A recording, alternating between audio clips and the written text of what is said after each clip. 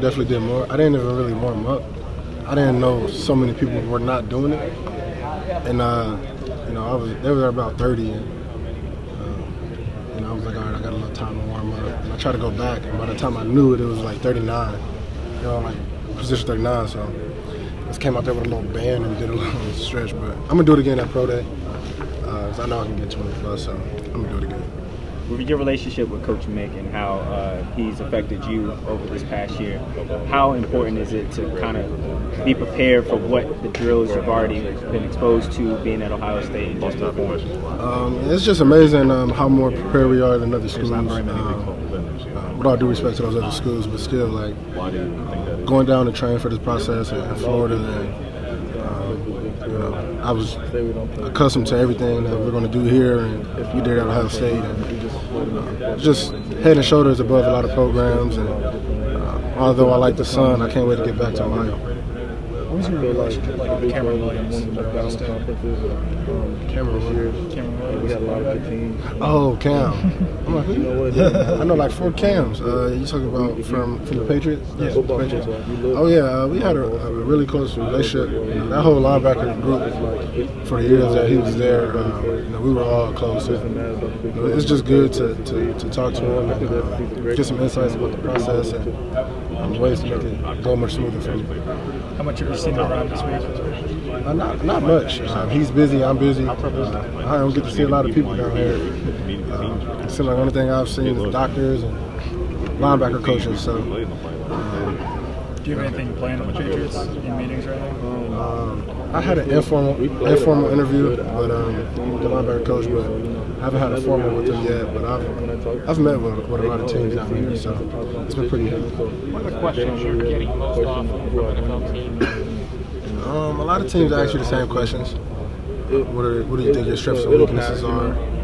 The more talented players come to the league, tell me the type of defense you guys run, and go through some of the defenses and favorite blitzes, see if I can, where my football intellect is at and things like that. Some teams have given me about 3 or 4 plays that they run and giving it to me and tried to talk to me, think I'll forget it or something, and then try to draw it up. I've killed all that, so I mean, it kind of differs from the team and what their objective is. I see most draft projections have you as a late round pick. What are your thoughts on that? How tough, how long? You know, I don't really get too much into that because I know whenever I'm on a team, I'm gonna do me and I'm gonna make a team. So everyone wants to go first round and all that. It's not the reality, but from teams that I've talked to, they like me a lot right now, and things like that. If a team drafts you, what are they getting? If a team drafts you, what are they getting? Full-fledged Chris Worley. You know, a guy that's going to be himself. Not influenced by temptation, off the field or on the field, and a natural leader. But when we get in between those lines, they're going to get a fierce competitor and a guy that has a refusal to lose. Which skill do you have that's most NFL ready? My versatility. You know, a lot of in this game today of the NFL is not so much of the 260, 70-pound linebackers that's just so stiff and can't move. It's about space and a lot of things, the pass and covering and sideline to sideline and things like that. And, I could do all that, but I can also put my face in there. And a lot of teams like that. You played at high school with Marshawn Lattimore and also a bunch of Buckeyes that are in the NFL. How has being a Cleveland guy with you and Jerome, really, how do you guys represent at the Combine? It's kind of easy because all they want to see during all this stuff is a competitor. They don't want to see guys who sit out of things like that, and that's just not how I'm wired anyway. So if it's something that I can compete on, I'm gonna do it. And tell me a lot, but to also just hear back from their experiences and things that they did when they were here, and how if they had the chance to do it again, what could they do? And I'm just taking all that knowledge in and keeping it as motivation. I'm from Miami. We're going to get a chance to see you. last year because he was hurt. Just talked to him last night. Oh, you did? Okay, so you tired of him? Yeah, Raekwon, that's my boy. What kind of NFL player is he? What does he do? No, it's kind of easy. I mean, you're gonna get an NFL guy. He's gonna have 100+ tackles and just about every year. But at the end of the day, you're gonna get a man outside of the football field. You're not gonna have to worry about him. But he's gonna get a great leader and a fierce competitor.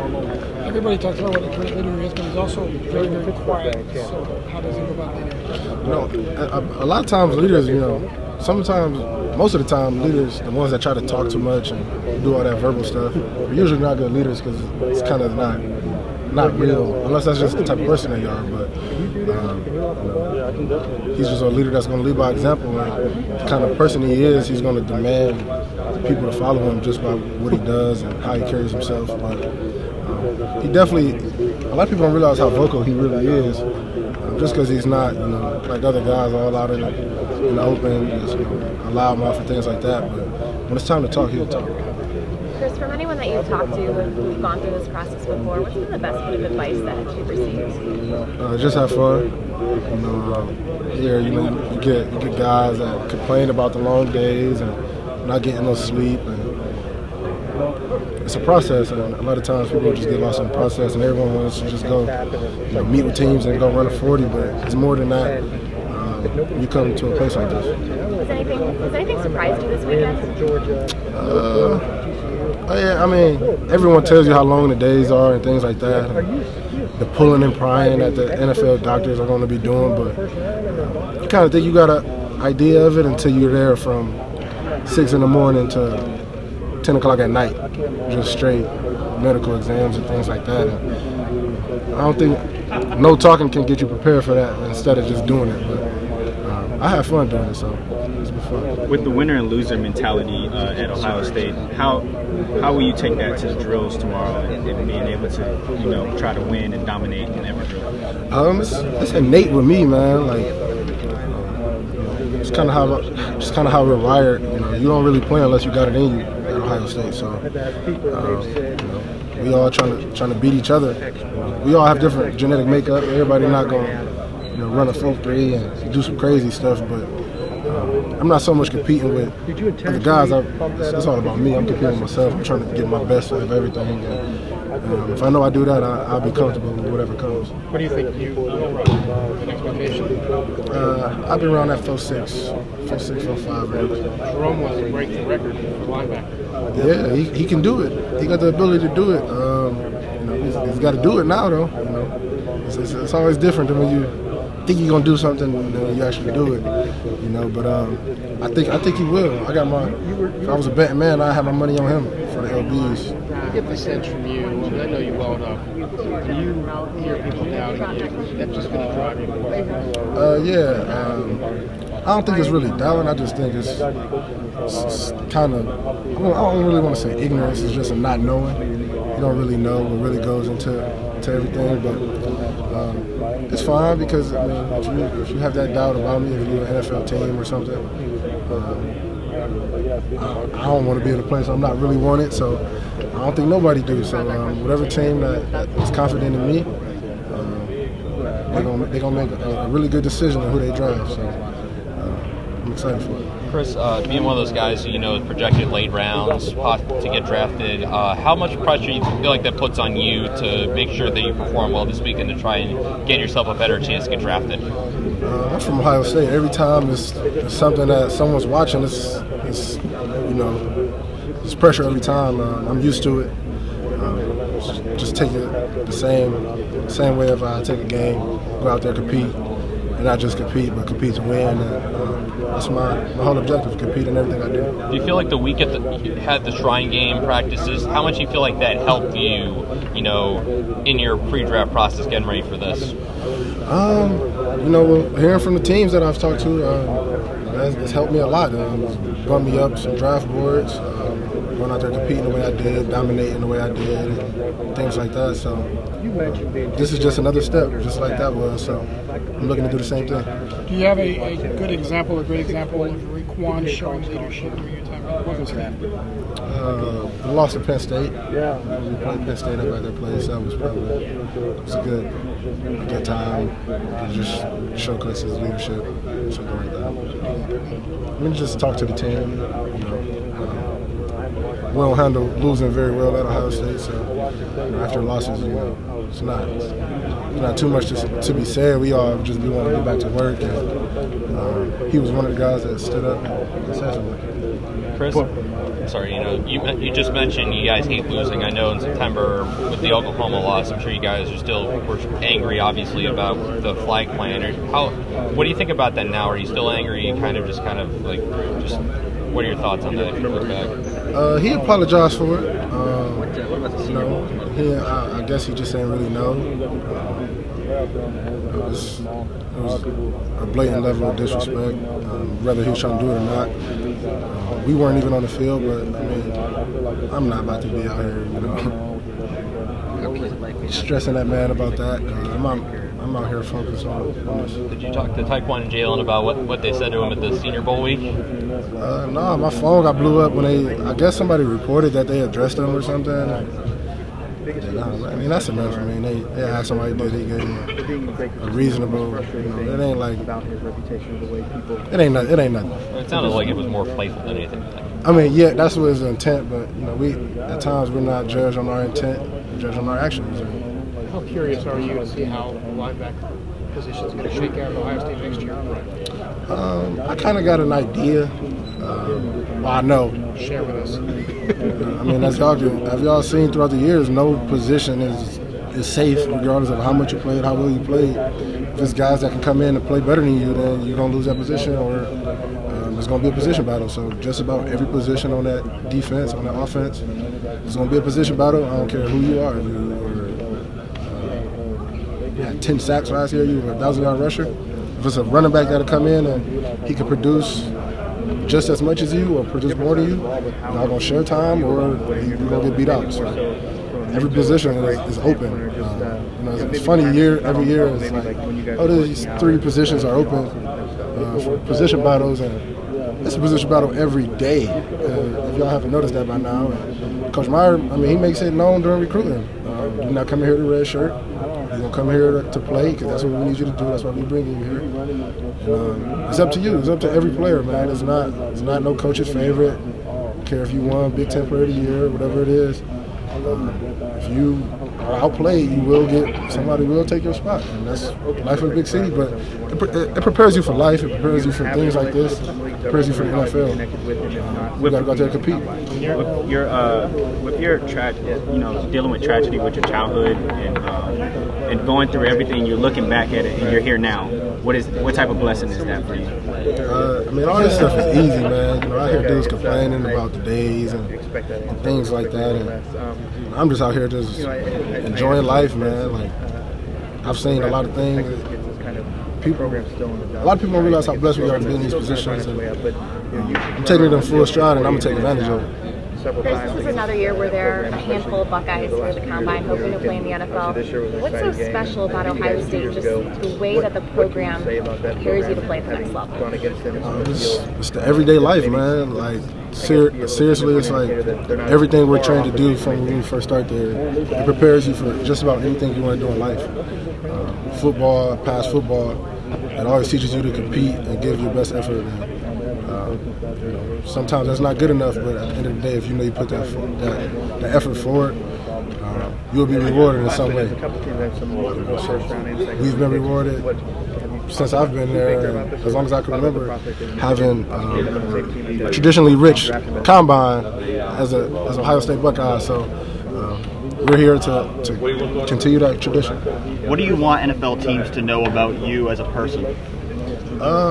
It's not so much I want them to know, but I want them to get to know me. I know once people really get to know me, get to know what type of person I am, they're gonna fall in love, and what I bring to the table for an NFL team, for an organization, whatever it is, a friend in life. Everyone wants that in their life because I'm a genuine guy, and all I do is come to work. Every year at the Combine when we talk to guys, there's always question that's kind of off the wall when you meet with teams. Okay, can you say that again? Every year when we talk to guys at the Combine, they say that there's like one question that's kind of like off the wall when they go through interviewing teams. Is there one that you just kind of raise your eyebrow at when it was asked you? No, not. I haven't got any crazy questions. Thank God. Cause I'll probably like laugh. Because it'd just be so funny to me to even ask me something crazy. But for the most part, everyone's been straightforward and about business, football, things like that, and expectations getting to an NFL team, getting with them, and things like that. So I haven't got any crazy questions yet. Cross my fingers because I still got more interviews tonight. I don't want to jinx myself, but I haven't got anything crazy yet. If I could follow up on your successors, do you have a pretty good sense of who's going to be in those spots? Or, like you said, if it's competitive, there's no one knows? I don't really know. I mean, I know a couple of the recruits, but haven't really seen them play within our system and things like that and go through our system program. But every position is going to be a position battle. Mike, Sam, Will. Whoever does play, they're not going to be given that position. It's going to be earned, as it always is. So whoever do play those positions, they're going to be well deserved. When you think about the defense as a whole, you lost a lot of people.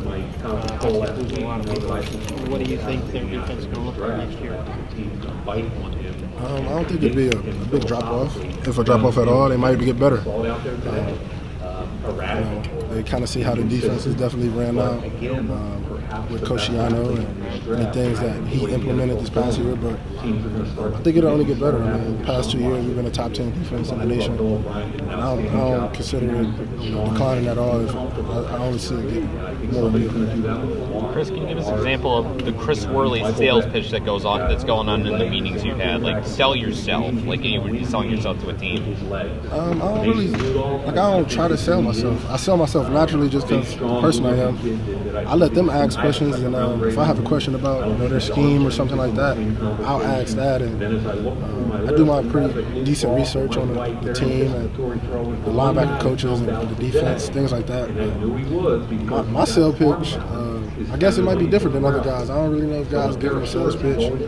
I just give them, who I am. And then I'm 100% so far in interviews and success. So I just keep it this way. Is it important to keep yourself sane in this process, to just be yourself and not try to be something you're not? Yeah, I mean, for me, I don't know no other way, but I guess if you're just speaking in just normal terms, I can see people out here trying to do too much, and they can see through that. I mean, they've been doing this for years. I mean, they want to know what kind of guy you really are. And, if you're trying out here trying to be something you're not, they've already talked to your coaches, everyone that's around you. They know what kind of guy you are. They just want to put it, face to face and make sure that's who you are. So, in my opinion, there's no purpose to really try to be something you're not, because they already kind of know what kind of guy you are. And the more you could just match things up on paper from what they see, the better it goes. And like I said, I'm 100% so far, so I'm good. As a Cleveland guy, I kind of have to ask, have you met with the Browns yet? Yeah, I met with the Browns. How did that go? What was that like to meet with them? I mean, it's amazing, man. I like the direction that team's going, or trying to go. They're missing some key pieces, and I'm not just talking about talent, because every NFL team has talent. I think they're missing some key guys in the locker room that understand winning culture. Hopefully they can get that. I know you're a guy who probably get drafted later. I'm sure you understand that. Would just be happy to go anywhere. Would it mean anything special to just stay at home and play for the Browns? Yeah, I mean, just about. But I don't plan on living in the city of Cleveland. If I do happens to go to the Browns, I got to be about 40 minutes away. But I need a nice suburb house. But I'm more guys. I was gonna say, I think there's nice suburbs less than 40 minutes away. No, I need to be 40 minutes away. I mean, if you think about it, the facilities in Cleveland, they're not even in Cleveland. They're like, that's about 20, 30 minutes away. So 40 minutes away, closer to that, that's 10 minutes from where I really need to be. So I'm good. Is there one suburb you're really looking at? I mean, I'm not looking at no houses right now, but if I was to move out, I'd probably be like somewhere in the Solon area. I got some nice houses out there. So you're saying east side over west side? East side over west side. East side suburbs over west side. Closer to wherever I'm gonna be at. Okay. That's what I could give you. All right. I don't want to be making an hour commute every day, but if I could find a nice little suburb about 15 minutes from Berea, 10, 15 minutes, I'm all for it.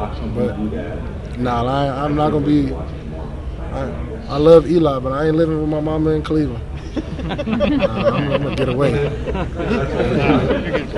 right. Thank you, Chris.